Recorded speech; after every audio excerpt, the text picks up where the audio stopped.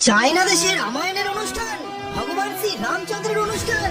যে নাস্তিক দেশ চায়না, যেখানে নাস্তিকের পরিমাণ বেশি, ধর্মচর্চা কম হয়, সেখানেই চলছে ভগবান শ্রী রামচন্দ্রের অনুষ্ঠান, তার নৃত্য সঙ্গীত। চায়নার বিভিন্ন শহরে, বিভিন্ন এলাকায় ভগবান শ্রী রামচন্দ্রের আদর্শ, তার চরিত্র সেখানে এই শিল্পকলার মাধ্যমে বোঝানো হচ্ছে।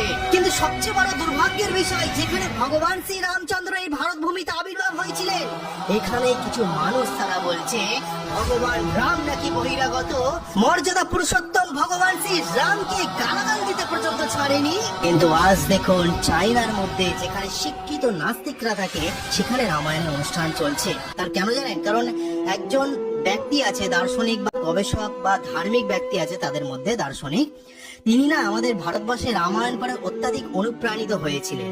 অনুপ্রাণিত হওয়ার পর তারপরে তিনি চাইনিজ ভাষায় তাদের মতো করে রামায়ণটিকে সুন্দরভাবে, এই যে নৃত্য সঙ্গীত, যেমন আমাদের গীত গোবিন্দ আছে, তো সেরকম ভাবে লিখেছিলেন তিনি। আর তিনি যখন লেখে, আর চায়নার বিভিন্ন মানুষজন যারা সংস্কৃতির সাথে যুক্ত, তারা যখন দেখে যে এত সুন্দর ভগবান শ্রী রামচন্দ্রের চরিত্র, আদর্শ, ন্যায়, ত্যাগ, সংযম, ধর্মরক্ষা, তারা অত্যধিক পরিমাণে অনুপ্রাণিত হয়ে যায়।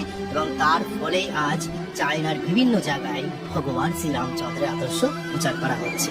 তাহলে ভাবুন, আর একবার বলুন, জয় শ্রী রামচন্দ্রের জয়। ভিডিওটি ভালো লাগলে লাইক কমেন্ট শেয়ার করুন। এরকম ভক্তিবরণ গান চ্যানেল নিয়ে আলোচনা করা হয়। জয় জগন্নাথ, ভারত মাতা কি জয়, জয় বাংলা।